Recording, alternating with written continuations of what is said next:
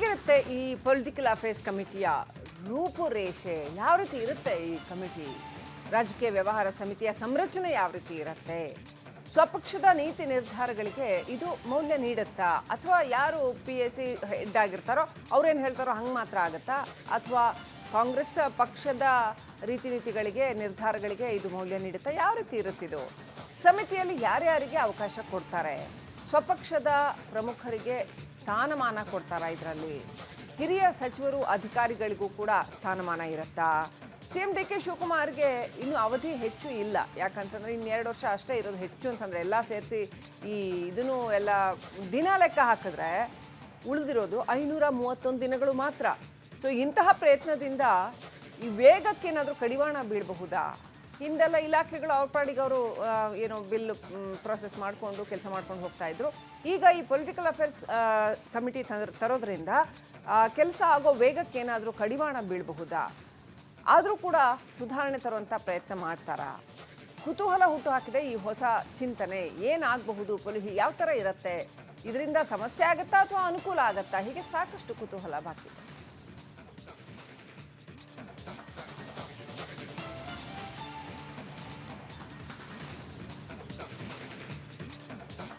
ಇದು ಹೊಸದಿದು ರಾಜಕೀಯ ವ್ಯವಹಾರ ಸಮಿತಿ ಅಂತ ಹೇಳುವಂಥದ್ದು ಒಂದು ಸದ್ಯದ ದಿನಮಾನಗಳಲ್ಲಿ ಹೊಸ ಪರಿಕಲ್ಪನೆ ಇದು. ಅದ್ರ ಮೂಲಕವೇ ಎಲ್ಲ ಬಿಲ್ಗಳು ಪಾಸ್ ಆಗುವಂಥದ್ದು ಅಥವಾ ಎಲ್ಲ ಪ್ರಮುಖ ನಿರ್ಧಾರಗಳು ಇದ್ರ ಮೂಲಕನೇ ತಗೊಳ್ಳೋ ನಡೆಯುತ್ತಾ? ಹಾಗಾದರೆ ಏನಿದ್ರ ಸ್ಟ್ರಕ್ಚರ್ ಏನಿರುತ್ತೆ? ಯಾವ ಥರ ಇರುತ್ತೆ? ಯಾತಕ್ಕೋಸ್ಕರ ಇದನ್ನು ಮಾಡ್ತಾ ಇದ್ದಾರೆ? ಈ ಪ್ರಶ್ನೆ ಸದ್ಯ ರಾಜಕೀಯ ವಲಯದಲ್ಲಿ ಹೆಚ್ಚು ಚರ್ಚೆಗೆ ಕಾರಣವಾಗಿದೆ. ಸರ್ಕಾರದ ಮೇಲೆ ಸಂಪೂರ್ಣ ನಿಯಂತ್ರಣಕ್ಕೆ ಇದು ಹೆಲ್ಪ್ ಮಾಡುತ್ತಾ? ಎಲ್ಲ ಪ್ರಮುಖ ನಿರ್ಧಾರಗಳನ್ನು ಈ ಕಮಿಟಿ ಮುಖಾಂತರನೇ ತಗೊಳ್ಳೋದ್ರಿಂದ ಸೆಂಟ್ರಲೈಸ್ಡ್ ಪವರ್ ಆಗುತ್ತಾ? ಅದೊಂದು ರೀತಿಯಲ್ಲಿ ಬೇರೆ ಬೇರೆ ಸಚಿವರುಗಳಿಗೆ ಇರೋ ಅಧಿಕಾರಕ್ಕಿಂತ ಹೆಚ್ಚು ಮುಖ್ಯಮಂತ್ರಿಗಳಿಗೆ ಹೆಚ್ಚು ಅಧಿಕಾರ ಒಂದೇ ಕಡೆ ಕೇಂದ್ರೀಕೃತ ಆಗುತ್ತಾ ಅನ್ನೋ ಪ್ರಶ್ನೆಗಳು ಹೇಳ್ತಾ ಇವೆ. ಗೊತ್ತಿಲ್ಲ, ಅದು ರಚನೆ ಆದಮೇಲೆ ಇದು ಯಾವ ಥರ ಅಂತ ಗೊತ್ತಾಗೋದು. ಈಗಲೇ ತುಂಬ ಸ್ಪೆಕ್ಯುಲೇಟ್ ಮಾಡೋಕ್ಕಾಗಲ್ಲ ಹೇಗಿರುತ್ತೆ ಇದು ಅಂತ. ಆದರೆ ರಾಜಕೀಯ ವಲಯದಲ್ಲಿ ಇದು ಸಾಕಷ್ಟು ಸಂಚಲನವನ್ನಂತೂ ಸೃಷ್ಟಿ ಮಾಡಿದೆ. ಶಾಸಕರ ವಲಯದಲ್ಲಿ ಹಾಗೂ ಸಚಿವರುಗಳ ವಲಯದಲ್ಲಿ ಏನಾಗುತ್ತೆ? ಹಾಗಾದರೆ ನಮ್ಗೆ ಅನುದಾನ ಸರಿಯಾಗಿ ಬರುತ್ತೋ ಇಲ್ವೋ? ನಿರ್ಧಾರಗಳೆಲ್ಲ ನಾವು ಕೈಗೊಳ್ಳೋಕ್ಕೆ ಸಾಧ್ಯ ಆಗುತ್ತಾ ಇಲ್ವಾ? ಯಾರಿರ್ತಾರೆ ಈ ಪೊಲಿಟಿಕಲ್ ಕಮಿಟಿಯಲ್ಲಿ? ಯಾರು ಇದರ ಚೀಫ್ ಆಗಿರ್ತಾರೆ? ಅವರು ಅನುಮೋದನೆ ಕೊಡ್ತಾರಾ ಇಲ್ವಾ? ಮೋಸ್ಟ್ ಪ್ರಾಬಬ್ಲಿ ಮುಖ್ಯಮಂತ್ರಿಗಳೇ ಅದರ ಲೀಡಿಂಗ್ ಪರ್ಸನಾಲಿಟಿ ಆಗಿರ್ತಾರಾ? ಹೀಗೆ ಸಾಕಷ್ಟು ಪ್ರಶ್ನೆಗಳು ಉದ್ಭವ ಆಗ್ತಾ ಇದೆ ಈ ಪೊಲಿಟಿಕಲ್ ಕಮಿಟಿ ವಿಚಾರದಲ್ಲಿ.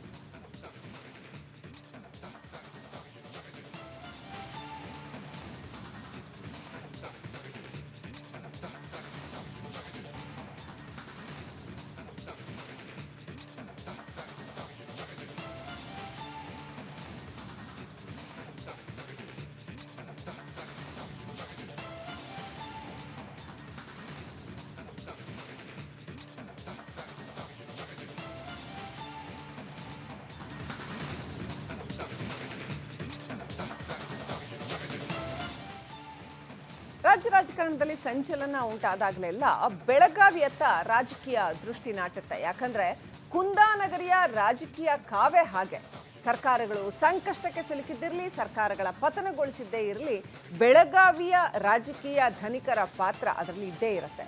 ಈಗ ಪರಿಷತ್ತಿನ ಅಡ್ಡ ಮತದಾನಕ್ಕೂ ಕೂಡ ಈ ಬೆಳಗಾವಿಯೇ ರಾಜಕೀಯ ಅಡ್ಡವಾದ ಚರ್ಚೆ ಮುನ್ನೆಲೆಗೆ ಬಂದಿದೆ. ಇದೇ ಹಿನ್ನೆಲೆಯಲ್ಲಿ ಕುಂದಾನಗರಿಯ ರಾಜಕೀಯ ಕಣದ ವಿವರ ನೋಡೋಣ ಎಳೆ ಎಳೆಯಾಗಿ.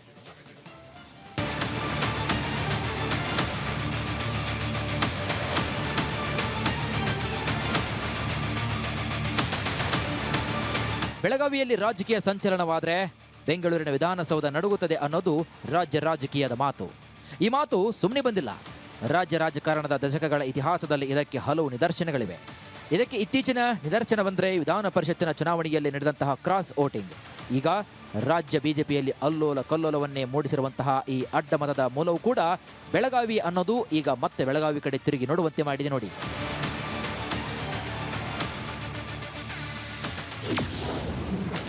ಪರಿಷತ್ ಚುನಾವಣೆಯ ಅಡ್ಡಮತ. ರಾಜ್ಯ ರಾಜಕೀಯದ ಕಣ್ಣೀಗ ಬೆಳಗಾವಿಯತ್ತ. ನೋಡಿ, ಇತ್ತೀಚೆಗೆ ಕರ್ನಾಟಕದ ವಿಧಾನ ಪರಿಷತ್ತಿಗೆ ಶಾಸಕರ ಮತಗಳ ಮೂಲಕ ನಡೆದಂತಹ ಚುನಾವಣೆಯಲ್ಲಿ ಆಡಳಿತಾರೂಢ ಕಾಂಗ್ರೆಸ್ ಪಕ್ಷಕ್ಕೆ ವಿರೋಧ ಪಕ್ಷಗಳಾದ ಬಿಜೆಪಿ ಹಾಗೂ ಜೆಡಿಎಸ್ನಿಂದ ಅನಿರೀಕ್ಷಿತವಾಗಿ ಒಟ್ಟು 11 ಅಡ್ಡ ಮತಗಳು ವರ್ಗಾವಣೆಯಾಗಿದ್ದು, ಒಂದು ಮತ ಅಸಿಂಧವಾದದ್ದು ಈಗ ಇಡೀ ರಾಜ್ಯ ರಾಜಕಾರಣದ ಚರ್ಚೆಯ ಕೇಂದ್ರ ಬಿಂದುವಾಗಿದೆ. ಈ ಬೆಳವಣಿಗೆ ಹಿಂದೆ ಬೆಳಗಾವಿಯ ಪ್ರಭಾವಿ ನಾಯಕರ ಆಂತರಿಕ ಒಪ್ಪಂದ ಮತ್ತು ಪ್ರೇರಣೆ ಇದೆ ಎಂಬ ಚರ್ಚೆ ಈಗ ಕಾವನ್ನು ಪಡೆದುಕೊಂಡಿದೆ. ಬಿಜೆಪಿ ರಾಜ್ಯಾಧ್ಯಕ್ಷ ಬಿವೈ ವಿಜೇಂದ್ರಿಗೆ ಟಕ್ಕರ್ ಕೊಡುವ ಸಲುವಾಗಿ ಡಿಕೆ ಶಿವಕುಮಾರ್ ಅವರ ವಿರೋಧಿಗಳು ಕೂಡ ಕಾಂಗ್ರೆಸ್ ಪರ ಮತವನ್ನ ಹಾಕಿಸಿದ್ರು ಹಾಗೂ ಬೆಳಗಾವಿ ಬಿಜೆಪಿಯ ಧನಿಕ ರಾಜಕಾರಣಿಗಳೇ ಕಾಂಗ್ರೆಸ್ ಪಕ್ಷಕ್ಕೆ ಮತವನ್ನ ಹಾಕಿದ್ರು ಅನ್ನೋದು ಬೆಳಗಾವಿ ರಾಜಕಾರಣದ ಕಡೆಗೆ ಹುಬ್ಬೇರಿಸಿ ನೋಡುವ ಹಾಗೆ ಮಾಡಿದೆ. ಈ ಬೆಳಗಾವಿ ರಾಜಕಾರಣದ ಹೊಡೆತ ಬಿಜೆಪಿ ನಾಯಕತ್ವವನ್ನು ಅನುಮಾನದಿಂದ ನೋಡುವಂತೆ ಮಾಡಿದೆ. ನೋಡಿ, ನೇರವಾಗಿ ಬಿಜೆಪಿ ಜೆಡಿಎಸ್ ಮೈತ್ರಿಗೆ ಭಾರಿ ಮುಖಭಂಗ ಉಂಟು ಮಾಡಿದೆ. ಬೆಳಗಾವಿ ನಾಯಕರು ಶಾಸಕರು ಮನಸ್ಸು ಮಾಡಿದರೆ ಓಟನ್ನ ಅಡ್ಡದಿಡ್ಡಿ ತಿರುಗಿಸಬಲ್ಲರು ಹಾಗೂ ಫಲಿತಾಂಶವನ್ನೇ ಬದಲಿಸಬಲ್ಲರು ಎಂಬುದಕ್ಕೆ ಇದು ಬೆಸ್ಟ್ ಎಕ್ಸಾಂಪಲ್. ಭೌಗೋಳಿಕವಾಗಿ ಅತಿ ದೊಡ್ಡ ಜಿಲ್ಲೆಗಳಲ್ಲಿ ಒಂದಾದ ಮತ್ತು ಅತಿ ಹೆಚ್ಚು ವಿಧಾನಸಭಾ ಕ್ಷೇತ್ರಗಳು ಅಂದರೆ 18 ವಿಧಾನಸಭಾ ಕ್ಷೇತ್ರಗಳನ್ನು ಹೊಂದಿರುವಂತಹ ಬೆಳಗಾವಿ ಜಿಲ್ಲೆಯ ನಾಯಕರು ತಮ್ಮ ರಾಜಕೀಯ ಹಿತಾಸಕ್ತಿ, ಸಾಮ್ರಾಜ್ಯ ಮತ್ತು ಪ್ರತಿಷ್ಠೆಗೆ ಧಕ್ಕೆಯಾದಾಗಲೆಲ್ಲ ರಾಜ್ಯ ಸರ್ಕಾರಗಳನ್ನೇ ಅಸ್ಥಿರಗೊಳಿಸಿದ್ದಾರೆ. ಮುಖ್ಯಮಂತ್ರಿಯನ್ನೇ ಪಟ್ಟದಿಂದ ಪದಚ್ಯುತಗೊಳಿಸಿದ್ದಾರೆ. ಇನ್ನು ಇತ್ತೀಚಿನ ವರ್ಷಗಳಲ್ಲಿ ಬೆಳಗಾವಿ ಪಾಲಿಟಿಕ್ಸ್ ಹೇಗೆ ರಾಜ್ಯ ಸರ್ಕಾರವನ್ನೇ ಅಸ್ಥಿರಗೊಳಿಸಿದೆ ಅನ್ನೋದನ್ನ ನೋಡೋಣ ಬನ್ನಿ. ಜೆಡಿಎಸ್ ಕಾಂಗ್ರೆಸ್ ಮೈತ್ರಿ ಸರ್ಕಾರದ ಪತನ. ರಾಜ್ಯ ರಾಜಕೀಯದಲ್ಲಿ ಬೆಳಗಾವಿ ಸಂಚಲನ. ಕರ್ನಾಟಕದ ಇತಿಹಾಸದಲ್ಲಿ ಬೆಳಗಾವಿ ರಾಜಕಾರಣದ ಪವರ್ ಪ್ರದರ್ಶನ ಆದದ್ದು 2018-19ರಲ್ಲಿ. ಎಚ್.ಡಿ. ಕುಮಾರಸ್ವಾಮಿ ನೇತೃತ್ವದ ಕಾಂಗ್ರೆಸ್ ಜೆಡಿಎಸ್ ಮೈತ್ರಿ ಸರ್ಕಾರ ಪತನಗೊಳ್ಳಲು ಬೆಳಗಾವಿಯ ಆಂತರಿಕ ಸಮರದ ಕಿಡಿಯೇ ಪ್ರಮುಖ ಕಾರಣವಾಯಿತು. ಇಷ್ಟಕ್ಕೂ ಆಗಿದ್ದೇನು ಅಂದ್ರೆ, ಬೆಳಗಾವಿಯ ಪ್ರಾಥಮಿಕ ಭೂ ಅಭಿವೃದ್ಧಿ ಬ್ಯಾಂಕ್ ಅಂದ್ರೆ PLD ಬ್ಯಾಂಕ್ ಚುನಾವಣೆಯಲ್ಲಿ ಬೆಳಗಾವಿ ಗ್ರಾಮೀಣ ಕ್ಷೇತ್ರದ ಶಾಸಕಿ ಲಕ್ಷ್ಮೀ ಹೆಬ್ಬಾಳ್ಕರ್ ಮತ್ತು ಜಾರಕಿಹೊಳಿ ಸಹೋದರರ ನಡುವೆ ಭಿನ್ನಾಭಿಪ್ರಾಯ ತಲೆದೂರಿತು. ಈ ಇಬ್ಬರ ಜಗಳದಲ್ಲಿ ಆಗ ಜೆಡಿಎಸ್ ಕಾಂಗ್ರೆಸ್ ಸರ್ಕಾರದಲ್ಲಿ ಸಚಿವರಾಗಿದ್ದ ಡಿಕೆ ಶಿವಕುಮಾರ್ ಅವರು ಬೆಳಗಾವಿ ಕಾಂಗ್ರೆಸ್ ನಾಯಕಿ ಲಕ್ಷ್ಮೀ ಹೆಬ್ಬಾಳ್ಕರ್ ಪರವಹಿಸಿದ್ರು. ನೋಡಿ, ಇದು ಬೆಳಗಾವಿ ರಾಜಕಾರಣದಲ್ಲಿ ಜಾರಕಿಹೊಳಿ ಸಹೋದರರ ಕೆಂಗಣ್ಣಿಗೆ ಗುರಿಯಾಯಿತು. ತಮ್ಮದೇ ಸಾಮ್ರಾಜ್ಯದಲ್ಲಿ ಹೊರಗಿನವರ ಹಸ್ತಕ್ಷೇಪವನ್ನು ಸಹಿಸದ ಕಾರಣ ಜಾರಕಿಹೊಳಿ ಸಹೋದರರು, ಮುಖ್ಯವಾಗಿ ರಮೇಶ್ ಜಾರಕಿಹೊಳಿ ಬಂಡಾಯವೆದ್ದರು.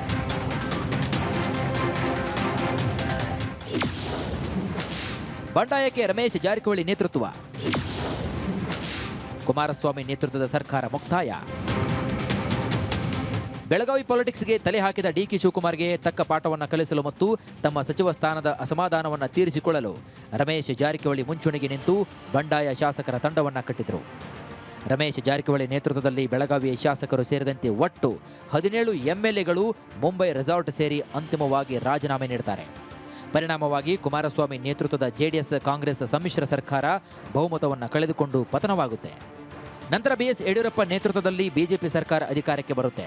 ಹೀಗೆ ಬೆಳಗಾವಿ ಪಾಲಿಟಿಕ್ಸ್ ಸರ್ಕಾರವೇ ಪತನವಾಗಲು ಕಾರಣವಾಗುತ್ತೆ.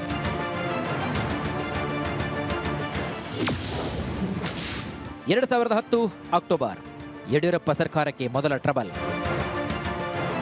ನೋಡಿ, ಬಿಜೆಪಿ ಪಕ್ಷೇತರರ ಬೆಂಬಲದೊಂದಿಗೆ ದಕ್ಷಿಣ ಭಾರತದಲ್ಲೇ ಮೊದಲ ಬಾರಿಗೆ ಅಧಿಕಾರಕ್ಕೇರಲು ಕಾರಣವಾಗಿ ಮುಖ್ಯಮಂತ್ರಿಯಾಗಿದ್ದಂತಹ BS ಯಡಿಯೂರಪ್ಪನವರಿಗೆ ತವರಿನ ನಾಯಕರಿಂದಲೂ ಕೂಡ ದೊಡ್ಡ ತಲೆನೋವಾಗಿದ್ದು ಬೆಳಗಾವಿಯ ನಾಯಕರು. ಯಡಿಯೂರಪ್ಪ ಅವರ ಕಾರ್ಯವೈಖರಿ ಮತ್ತು ಸರ್ಕಾರದಲ್ಲಿ ಕೆಲವು ಸಚಿವರ ಏಕಪಕ್ಷೀಯ ನಿರ್ಧಾರಗಳ ವಿರುದ್ಧ ಬಿಜೆಪಿಯಲ್ಲಿ ಆಂತರಿಕ ಅಸಮಾಧಾನ ಸ್ಫೋಟಗೊಂಡಿತ್ತು. ಬೆಳಗಾವಿ ಜಿಲ್ಲೆಯ ನಾಯಕರು ತಮ್ಮ ಪ್ರಾದೇಶಿಕ ಹಿತಾಸಕ್ತಿ ಮತ್ತು ಸಚಿವ ಸ್ಥಾನಗಳ ಹಂಚಿಕೆಯಲ್ಲಿ ತಮಗೆ ಅನ್ಯಾಯವಾಗ್ತಾ ಇದೆ ಅಂತ ಕಾರಣವನ್ನು ನೀಡಿ ಬಂಡಾಯದ ಬಾವುಟವನ್ನು ಹಾರಿಸ್ತಾರೆ. ಬಾಲಚಂದ್ರ ಜಾರಕಿಹೊಳಿ ನೇತೃತ್ವದಲ್ಲಿ ರಬೆಲ್, ಯಡಿಯೂರಪ್ಪ ನೇತೃತ್ವದ ಸರ್ಕಾರಕ್ಕೆ ಟ್ರಬಲ್. ಬೆಳಗಾವಿಯ ಅರಭಾವಿ ಶಾಸಕ ಬಾಲಚಂದ್ರ ಜಾರಕಿಹೊಳಿ ನೇತೃತ್ವದಲ್ಲಿ 11 ಬಿಜೆಪಿ ಶಾಸಕರು ಮತ್ತು 5 ಪಕ್ಷೇತರ ಶಾಸಕರು ಅಂದಿನ ರಾಜ್ಯಪಾಲ HR ಭಾರದ್ವಾಜ್ ಅವರಿಗೆ ನಾವು ಯಡಿಯೂರಪ್ಪ ಸರ್ಕಾರಕ್ಕೆ ನೀಡಿದ ಬೆಂಬಲವನ್ನು ವಾಪಸ್ ಪಡಿತಾ ಇದ್ದೇವೆ ಅಂತ ಪತ್ರ ನೀಡಿದ್ದು ರಾಜ್ಯ ರಾಜಕೀಯದಲ್ಲಿ ಬಹುದೊಡ್ಡ ಸಂಚಲನವನ್ನೇ ಸೃಷ್ಟಿ ಮಾಡಿತು. ಬೆಳಗಾವಿಯ ನಾಯಕರ ಈ ದಿಢೀರ್ ಬಂಡಾಯದಿಂದಾಗಿ ಯಡಿಯೂರಪ್ಪ ಸರ್ಕಾರ ಅಲ್ಪಮತಕ್ಕೆ ಕುಸಿಯುವಂತಾಯಿತು. ಆಗ ವಿಧಾನಸಭಾ ಸ್ಪೀಕರ್ ಆಗಿದ್ದ KG ಬೋಪಯ್ಯ ಅವರು ಬಂಡಾಯ ಶಾಸಕರನ್ನ ಅನರ್ಹಗೊಳಿಸುವ ಮೂಲಕ ಯಡಿಯೂರಪ್ಪ ಅವರ ಕುರ್ಚಿಯನ್ನು ತಾತ್ಕಾಲಿಕವಾಗಿ ಉಳಿಸಿಕೊಟ್ರು. ಆದರೆ ಈ ಬೆಳವಣಿಗೆ ನಂತರ ಯಡಿಯೂರಪ್ಪ ಅವರ ಆಡಳಿತದ ಹಿಡಿತವನ್ನು ಸಡಿಲಗೊಳಿಸಿತು.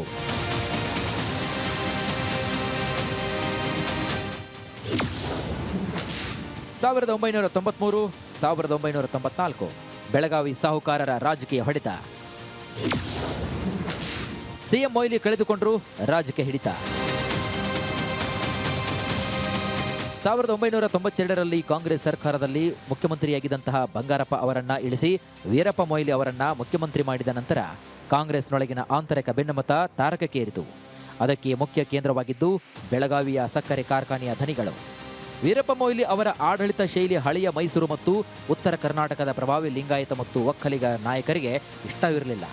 ಮುಖ್ಯವಾಗಿ ಉತ್ತರ ಕರ್ನಾಟಕದ ಸಹಕಾರಿ ವಲಯ ಮತ್ತು ಸಕ್ಕರೆ ಕಾರ್ಖಾನೆಗಳ ಮೇಲೆ ಹಿಡಿತವನ್ನು ಹೊಂದಿದ್ದ ಬೆಳಗಾವಿ ನಾಯಕರು ಮೊಯ್ಲಿ ವಿರುದ್ಧ ತಿರುಗಿ ಬೀಳುತ್ತಾರೆ.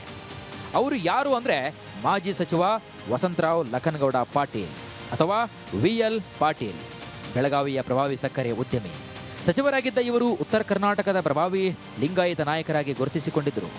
ಮೊಯ್ಲಿ ಅವರು ತಮಗೆ ಸೂಕ್ತ ಮನ್ನಣೆ ನೀಡ್ತಾ ಇಲ್ಲ ಮತ್ತು ಪ್ರಾದೇಶಿಕ ಅಭಿವೃದ್ಧಿ ನಿರ್ಲಕ್ಷ್ಯವನ್ನು ಮಾಡ್ತಾ ಇದ್ದಾರೆ ಎಂಬ ಕಾರಣವನ್ನು ನೀಡಿ ಇವರು ಆಗ ಭಿನ್ನಮತವನ್ನು ಸಾರಿದರು.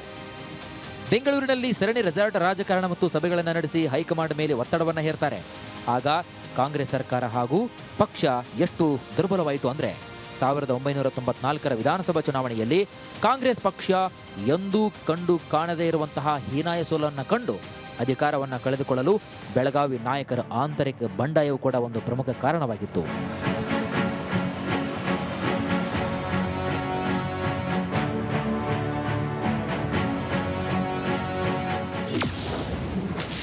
ಸಾವಿರದ 1988, 1989 ಜನತಾ ಪಕ್ಷದ ಸರ್ಕಾರದ ಪತನಕ್ಕೆ ಮುನ್ನುಡಿ.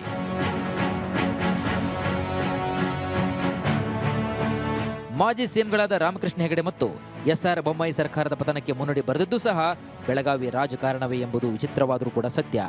ಕರ್ನಾಟಕದಲ್ಲಿ ಮೊದಲ ಬಾರಿಗೆ ಕಾಂಗ್ರೆಸ್ಸೇತರ ಜನತಾ ಪಕ್ಷದ ಸರ್ಕಾರ ಅಧಿಕಾರದಲ್ಲಿದ್ದಾಗ ಮುಖ್ಯಮಂತ್ರಿ ರಾಮಕೃಷ್ಣ ಹೆಗಡೆ ಅವರ ವಿರುದ್ಧ ಆಂತರಿಕವಾಗಿ ಹೊಗೆಯಾಡುತ್ತಿದ್ದ ಬಂಡಾಯಕ್ಕೆ ತುಪ್ಪ ಸುರಿದಿದ್ದೇ ಇದೇ ಬೆಳಗಾವಿಯ ರಾಜಕೀಯ ಮೇಲಾಟಗಳು.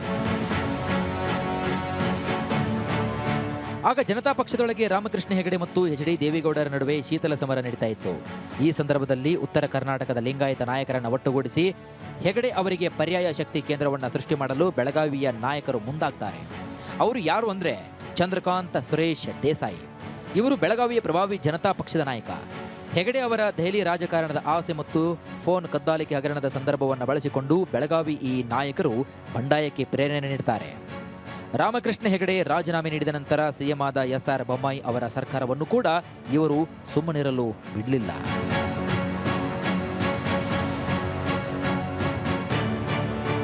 ಬೆಳಗಾವಿ ರಾಜಕಾರಣದ ಶಕ್ತಿ ಇರುವುದು ಅಲ್ಲಿನ ಸಹಕಾರಿ ವಲಯ, ಸಕ್ಕರೆ ಕಾರ್ಖಾನೆಗಳು ಮತ್ತು ಪ್ರಾದೇಶಿಕ ಪ್ರಾಬಲ್ಯದಲ್ಲಿ. ವೈಯಕ್ತಿಕ ಅಧಿಕಾರಕ್ಕಾಗಿ, ಪ್ರತಿಷ್ಠೆಗಾಗಿ ಸರ್ಕಾರವನ್ನೇ ಬಲಿ ಕೊಟ್ಟಿದ್ದಾರೆ. ಇತಿಹಾಸದ ಪುಟಗಳನ್ನು ತಿರುವಿ ಹಾಕಿದರೆ ನಿಮಗೆ ಬಹುತೇಕ ಸಂದರ್ಭಗಳಲ್ಲಿ ಕರ್ನಾಟಕದ ಮುಖ್ಯಮಂತ್ರಿ ಕುರ್ಚಿಯ ಭವಿಷ್ಯ ನಿರ್ಧಾರವಾಗುವುದು ಬೆಂಗಳೂರಿನಲ್ಲಿ ಅಲ್ಲವೇ ಅಲ್ಲ, ಬದಲಾಗಿ ಇದೇ ಬೆಳಗಾವಿಯ ರಾಜಕೀಯ ನಾಯಕರ ತೋಟದ ಮನೆಗಳಲ್ಲಿ, ನಂತರ ರೆಸಾರ್ಟ್ಗಳಲ್ಲಿ, ತದನಂತರ ವಿಧಾನಸೌಧದಲ್ಲಿ ಎಂಬುದಕ್ಕೆ ಈ ಎಲ್ಲ ಪ್ರಕರಣಗಳೇ ಸಾಕ್ಷಿ.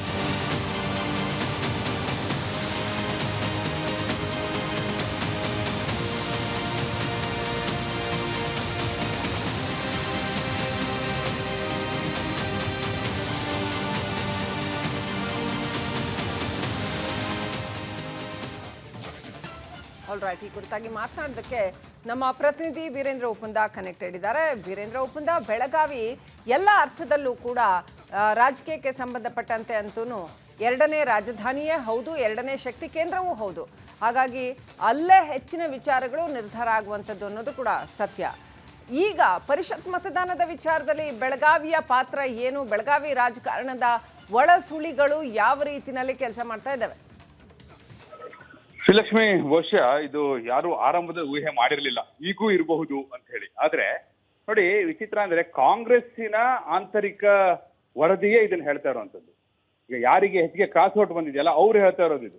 ನಮಗೆ ಎಲ್ಲಿಂದ ಬಂತು, ಇಷ್ಟೊಂದು ಓಟ್ ಎಲ್ಲಿಂದ ಬಂತು ಅಂದ್ರೆ ಅವರಿಗೆ ಆಶ್ಚರ್ಯ ಆಗಿದೆ. ಅದನ್ನ ಪತ್ತೆ ಮಾಡ್ಲಿಕ್ಕೆ ಹೊರಟಿದ್ದಾರೆ.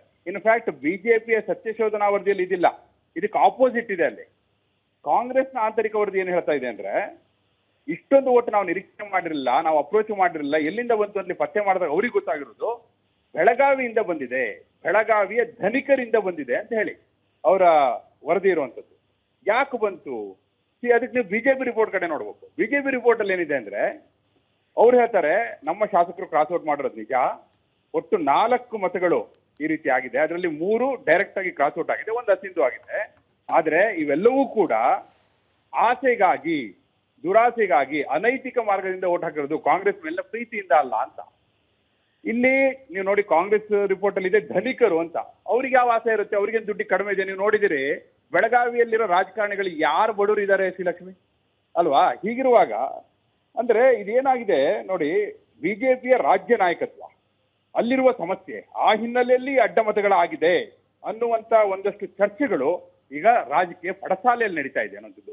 ಈ ಹಿನ್ನೆಲೆಯಲ್ಲಿ ನಾವು ನೋಡ್ತಾ ಹೋದಾಗ ನೋಡಿ, ಬೆಳಗಾವಿ ರಾಜಕಾರಣ ಅನ್ನುವಂಥದ್ದು ಪ್ರತಿ ಹಂತದಲ್ಲೂ ನಾನು ಹೇಳದ್ನಲ್ಲ, ರಿಯಲ್ ಪಾಟೀಲ್ರು 92, 92, 93ರಲ್ಲೇ ಬಂಡಾಯ ಎದ್ದಿದ್ರು ಅಂತ. ಆದ್ರೆ ಕಾಂಗ್ರೆಸ್ ಸರ್ಕಾರಕ್ಕೆ ತಲೆನೋವು ತಂದು ಕಡೆಗೆ ಕಾಂಗ್ರೆಸ್ ಐತಿಹಾಸಿಕವಾದಂತ ಸೋಲ್ ಕಾಣ್ಲಿಕ್ಕೆ ಮೂಲ ಕಾರಣ ಆದದ್ದು ಬೆಳಗಾವಿಯ ಸಕ್ಕರೆ ಕಾರ್ಖಾನೆಯ ಮಾಲೀಕರು ವಸಂತರಾವ್ ಲಖನ್ಗೌಡ ಪಾಟೀಲ್ ಅಂತ ಹೇಳಿ.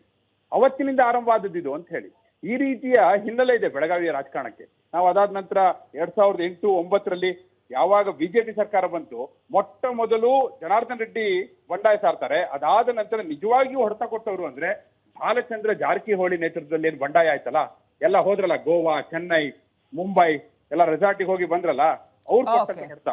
ಹೀಗಾಗಿ ಬೆಳಗಾವಿಯ ರಾಜಕಾರಣ ಈ ರೀತಿ ಇಂಪ್ಯಾಕ್ಟ್ ಮಾಡ್ತಾ ಇದೆ ಅನ್ನುವಂಥದ್ದು Srilakshmi. Right, thank you Veerendra Uppunda details.